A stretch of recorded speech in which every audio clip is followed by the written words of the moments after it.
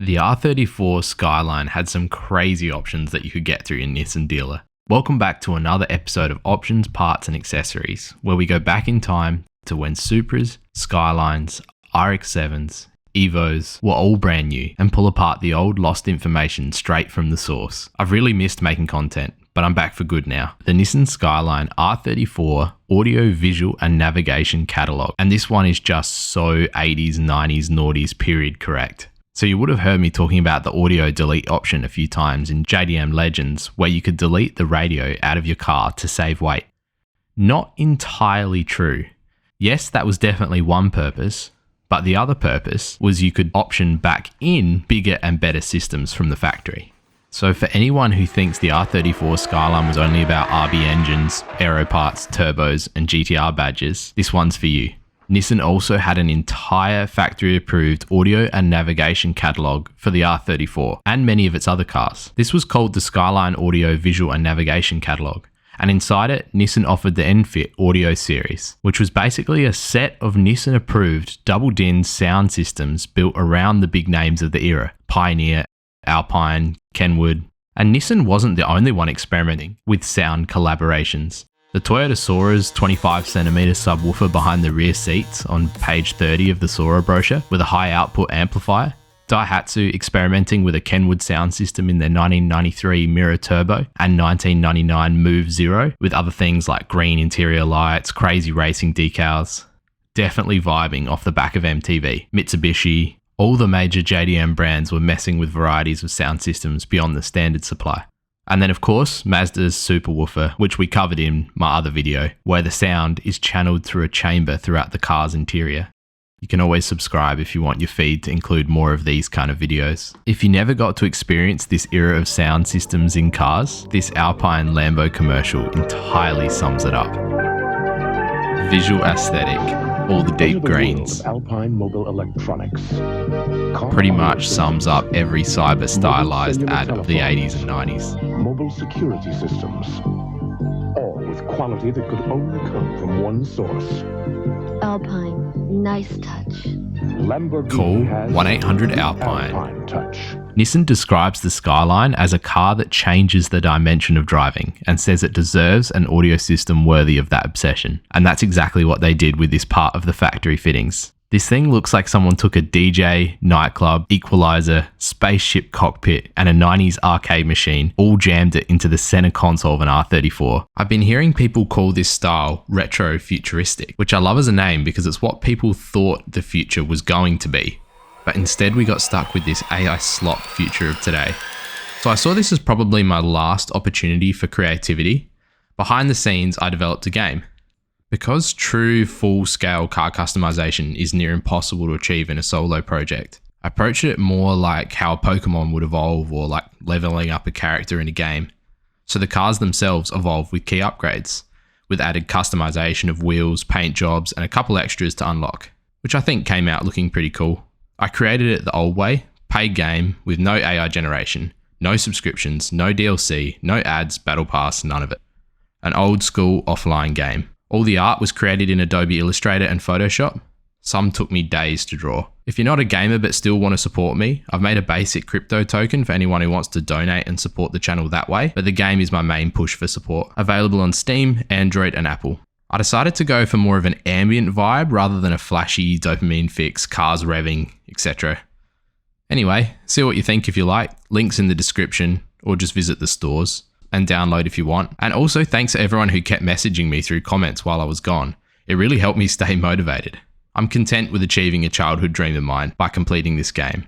So I'll be sticking to video and content creation now. And back to the Pioneer. So a 13-band digital graphic, equalizer, sound field control, and a large display that even supports track titles. That means that the unit could read the disc and track names and then stylize it through the display. Another cool thing for young viewers that might not know what you're looking at, these bars make up the equalizer. So when it says 13 bands, that meant you could adjust the ranges of how the music played. Make the bass louder, and the bar that represents bass will be hitting the limiter on the digital display. The Pioneer setup at full cost included everything at MD, CD, DSP, double DIN stereo, CD auto changer, with the total system price of about $1,400 back in 1998. And the Alpine system was not cheap either. The full setup was listed at around $1,500 US in 98. Then you had the Kenwood setup. The Kenwood system had what they called a cross-light display, with blue and white illumination crossing over the screen. The number of lighting up squares on the display is out of this world. It's tilted in the digital display so they could fit more.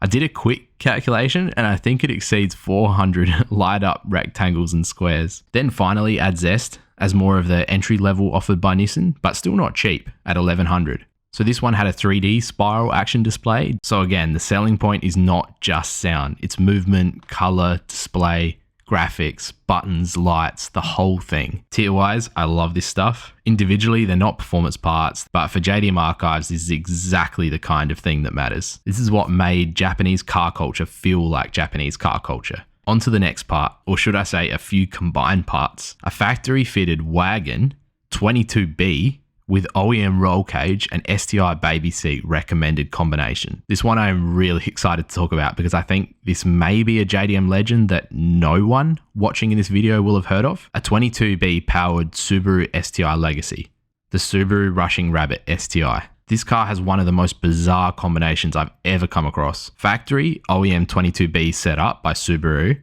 in the Legacy wagon, advertised with both a roll cage and a baby seat at the same time. You cannot find information on this car anywhere other than old brochures, which are almost impossible to find. I couldn't find an owner, an article, a video, nothing, other than one lonely forum from like 20 years ago that had a couple dudes that just exchanged about 3 messages. Fortunately, I do have the brochure from Subaru and I've scanned it in my highest resolution possible, just in case this is the last standing information on it. I'll do a full video just on this car.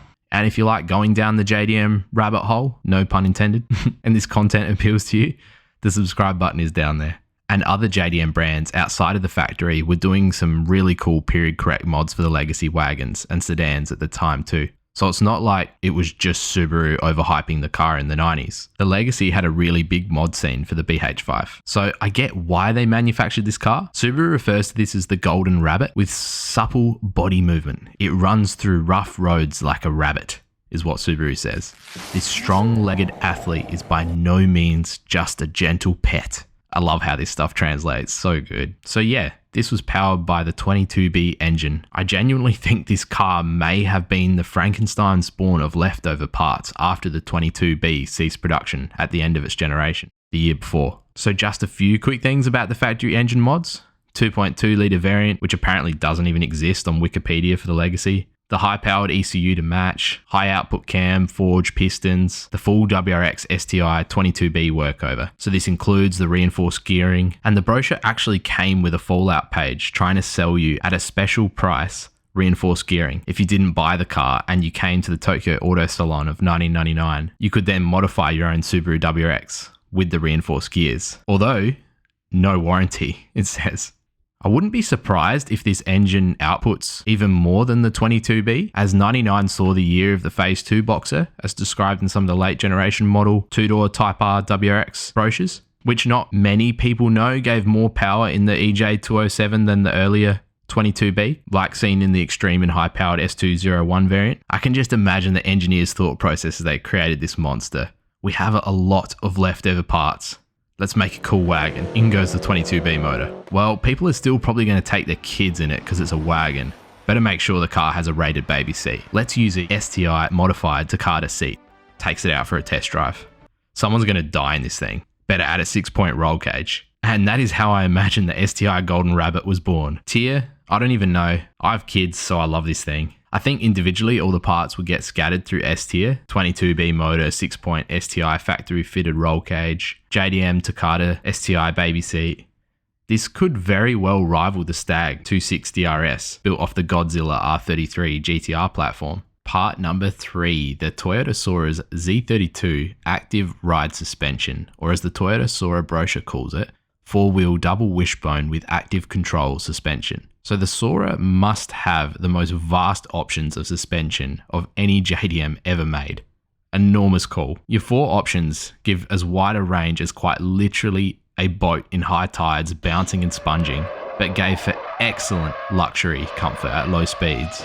to the full other end of the options spectrum, some of the most stable high-speed driving experiences Japan had to offer in the 90s. You can even see in the top-end Mark IV Supra brochures Bilstein collaborating with Supra. So Toyota was obviously thinking about suspension options as extras and variety to the customer. So before getting into what it actually is and why it's so unique, you have to mention the cost. This lifted the cost of the Soarer way beyond the cost of a top-of-the-line Mark IV Supra in RZS twin-turbo trim, so far beyond that you could afford to then buy another bottom-of-the-line Toyota Mark IV Supra for during the weekdays on your way to work, and still afford a family holiday at the end. So what did this cost? As a complete package, 7.5 million yen in the 90s. So that's just shy of 50 grand US dollars in 1991. And for some perspective, 110,000 US dollars if it were made new today. When Top Gear did their review of the car, Japan decided to not sell the car to the UK due to the fact that the car would have to be somewhere around £75,000 back then for it to be even slightly feasible by the time you export and tax. In today's money, that's nearly $250,000 export per Soarer, which led to very low production numbers in Japan of this specific model, especially when Toyota already offered so many other good affordable options. So now you are probably wondering what this suspension system actually is. So I'll read the translated brochure out first. In order to achieve a wider range and smoother control, for the first time in the world, coil springs are not used at all, and is composed of only hydraulic pressure and air pressure. The movement of the suspension is precisely controlled by a computer in response to road surface. By actively suppressing vehicle vibration and shaking, the flat feeling of ride comfort is greatly improved. And then what's also really interesting about this is it then got paired with Soarer's active 4-wheel steering system, which they listed next to it. And it's so fascinating just how scientific and complex they get with their brochures. It's just way too much information sometimes. This 4-wheel steering system controls the rear wheel steering angle. It is the first in the world to adopt yaw, as in pitch and yaw like an aeroplane, rate, vehicle rotational state feedback control. For example, during starting or acceleration when lateral slip occurs, or when the vehicle is affected by crosswinds and is pushed sideways, the yaw rate sensor will detect this, and the computer instantly controls the rear wheels to the optimal steering angle. So hydropneumatic suspension, what is it? Some of the earliest systems were seen from Citroën using it for comfort, off-roading, and a few party tricks, like driving with only 3 wheels, changing a tyre without a jack. French innovation, you get the idea. Grâce à son système de suspension exclusif, la Citroën... So whichever wheel is under pressure during a corner, valves open, hydraulic fluid is forced in from a high pressurized system maintained by a pump, compressing the gas and supporting the load. So the compression of the gas acts as the spring. The result is incredible stability off-road and at high speeds. So at this stage, you're probably thinking that must weigh a lot. You're carrying a hydraulic pump, gas, fluid, sensors, and computer systems, and you'd be right. Weighed, wait for it, 243 pounds or 110 kilos more than the already existing 4-wheel double wishbone suspension system. It's just crazy that you could option a Toyota Soarer so differently from new. You could basically be purchasing the performance of a Toyota Supra on one end of the specifications, or on the other end you were practically purchasing a 2-door, 2-ton Toyota Century tank. This, in my opinion, is a perfect case of where the engineers have lost touch with reality. You have made the ultimate suspension system, but now your car is slower because it has to be transported and towed with the car. I do love the engineering feat and innovation, so it goes as high as B tier for that. But if I was back in 91, I would have optioned the Soarer Thames suspension system instead in the 1JZ, but that's for another video. So for the fourth part and options, or more of a specific type of car, not the Honda CRX, but the Mugen CRX Pro 2 with a little special twist. So to recap very quickly what Mugen is, if you don't know, Nissan, Nismo, Toyota TRD, Honda, Mugen, kind of. Obviously they have the Type Rs and R series cars, which also get made as Mugen, and still to this day if your budget is big enough. But Hirotoshi Honda is the son of the founder of Honda. So the son is the founder of Mugen. So this is not a Honda CRX, but a Honda Mugen CRX. And often like your TRD, Mazda Speeds, Rally Art, STIs or Nismos, the badges get replaced too. So the street going version, exhaust, spoilers, body kits, suspension, etc. Fantastic looking retro car. We'll cover the full car at some point. Even the GT3 prototype drawings for the CRX. But what is really special, and you can tell by the lights up top, this exact one is the modified Marshall car for the 1989 Japanese Formula 1 Grand Prix. I couldn't find any clear videos of it actually being used, but you can see it there if you look close enough. But what I could find, testing it, Ayrton Senna and also Japanese Formula 1 driver Nakajima. And if you're confused at all, this is the father of the more recent Formula 1 driver. The CRX got its safety lights added, and then they both raced the Mugen Civic and Mugen CRX around the Suzuka track. Ayrton in the VTEC labelled CRX and Nakajima in the VTEC labelled Civic. Senna not looking too happy here, because it was only yesterday that the infamous Ayrton Senna and Alain Prost crashed, ultimately leading him to losing the world championship by disqualification, despite still winning. I do wonder if this car was a responder to that iconic moment as they came together. Where to put this? I feel like it's a little off topic to true JDM street going, but it does belong in the history books and should be archived. So we'll put the Marshall car Honda Mugen CRX Pro 2 in B tier. And just a reminder, Skrrt Racing, iOS, Android and Steam. Otherwise, have a great day.